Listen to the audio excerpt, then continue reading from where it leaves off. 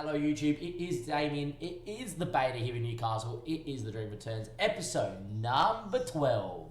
And today we are going to have a little bit of an interesting episode.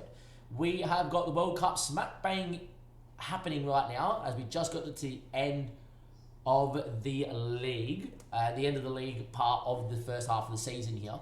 And we're going to recap a few of the results. There's a few things that have been happening, which is great, a few things that have not happened particularly well.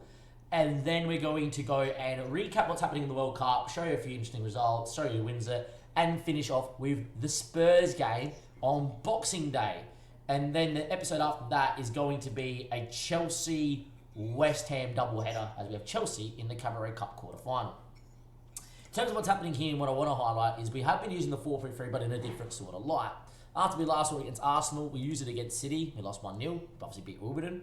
We played against Everton and dominated a game. I've never dominated a game so much in my life. We go to last match, Everton, overall match momentum. I don't know what it is about Everton on FM this year. They score every set piece. We drew 3-3 to at home in the 4-2-4. We absolutely obliterated them. That is the most dominant I've ever been in a game. The 4-3 loves dominating teams. Just didn't happen for me there. That caused me to make a difference and a change into the system itself. And the change was very simple. We played 4-3-3 here against Brighton, didn't work either. It was for me to go and start 4-2-4, get ahead in the game, and then dominate and see the game off 60th minute plus in the 4-3.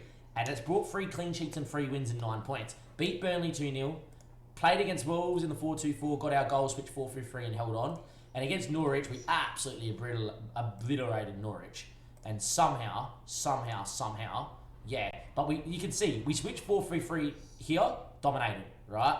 Against Burnley, overall match momentum here, bit more even because we're playing 4-2-4, switched 4-3-3 here, mostly dominated, right? And as you can see here against Brighton, we played 4-3 this whole game, and you see spurts of us dominating, but we weren't particularly great. But you can see that that's probably the way we're going to go about it. In the games that I think we're going to be the more dominant team, we're going to start 4-2-4, and we're going to go try and win, get ahead, and then switch 4-3-3 to go.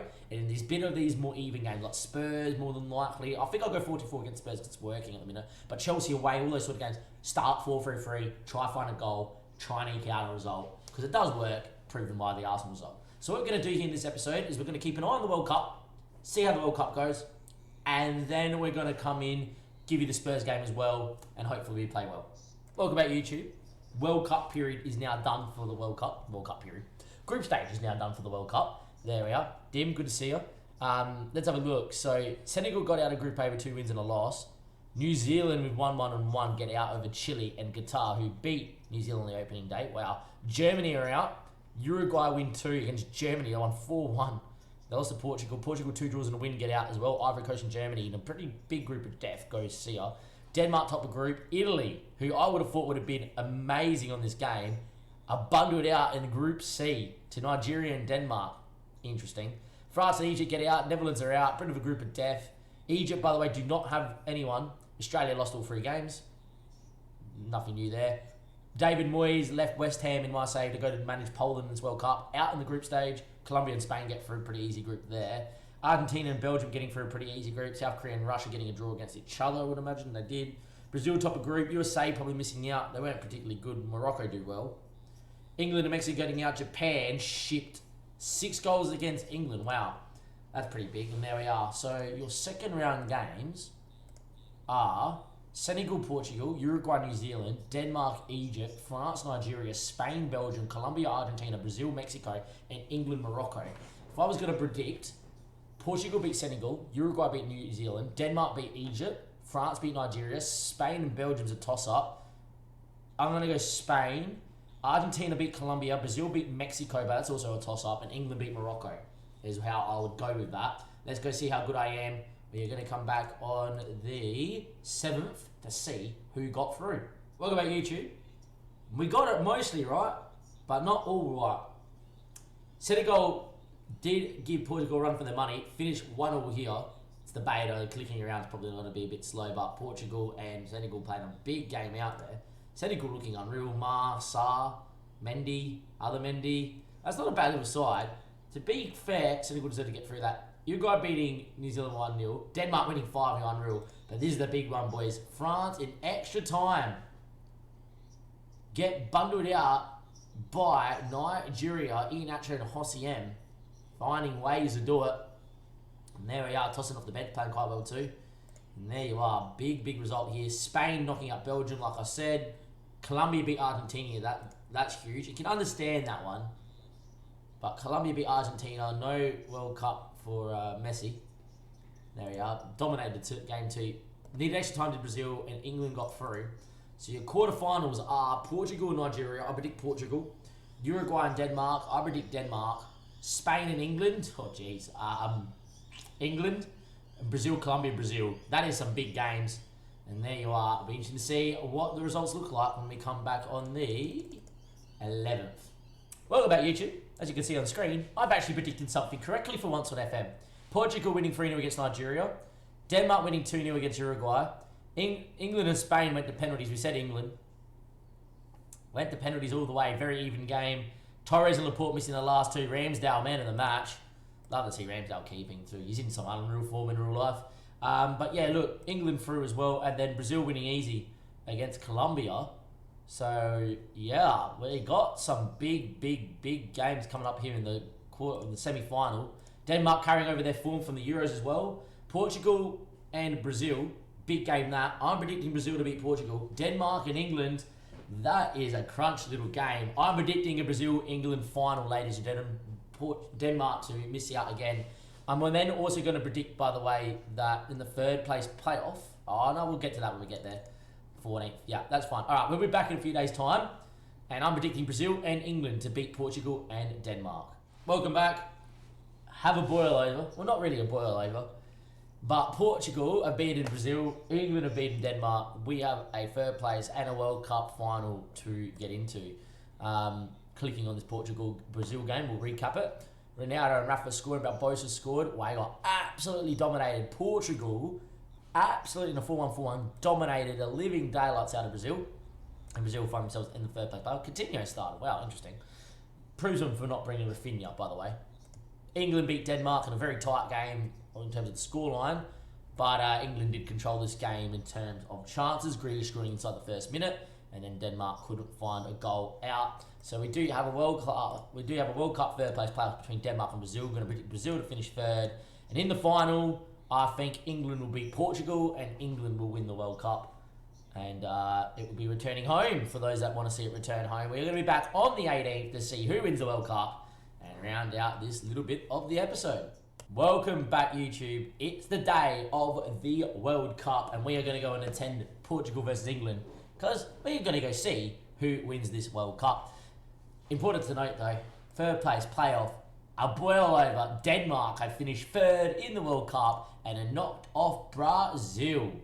Wowzers, huh? Have a look at that. Very tight, tense game. Ericsson scores, Anderson scores, and Wind finished it off. Brazil went 1-0 up through Fabinho as well. There we go. But a bit of a boil over. Denmark finished 3rd, Brazil finished 4th, and we now have Portugal and England to contest the World Cup final, which is going to be huge in itself. Anyway, we lost to Borussia Mönchengladbach in a friendly. I've just been simming over the friendlies because I'm trying to get this done. I've been live for about 3.5, 4 hours.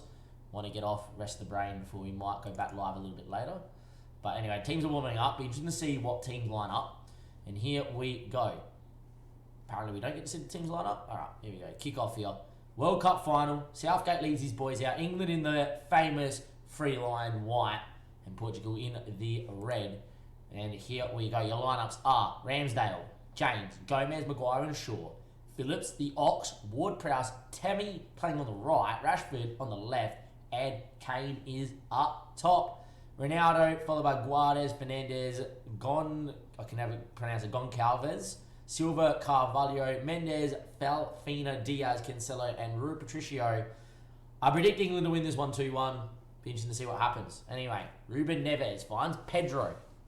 Early highlight here for Portugal. Joao Cancelo over to Bruno. And Bruno now out to Guedes. Ball finds Nuno Mendes. Back to Guedes. Inside the Bruno. They all know how to hit him from outside the box. Bruno looks for Ronaldo into Guedes. It's 1-0 for Portugal. But VAR wants to have a check and he wants to have a look.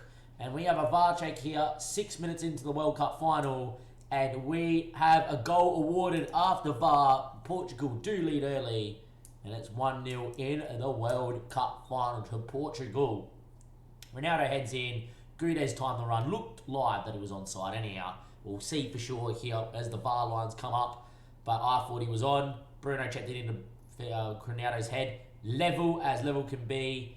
You can probably all blame, if you're an English fan, Harry Maguire for not stepping up and being close enough to Ronaldo to allow him to flick that one on. JS reckons Portugal wins this 4-2. If you are enjoying this sort of episode, let me know in the comment section below, and links down below to Twitch and all this sort of wonders that do happen. Anyway, 26 minutes played, no real highlight to speak of since then, and it's still a lead for Portugal here. Both teams looking for the possession battle, but quite even. England looking the better of the sides in terms of chances created here. But at the minute, Portugal are just doing what they do. 4-1, 4-1, get a goal, absorb some pressure, and look to go on the break. A fairly even first half, but Portugal with that all-important lead. And now, Bernardo off and Rafa is on at half-time. Southgate needs to find some changes here. Kane's not doing the business at the minute, nor is Tammy out wide, which is an interesting start. Rich James, Shaw, Maguire, none of them going on. We have a couple of changes here. Pause the game.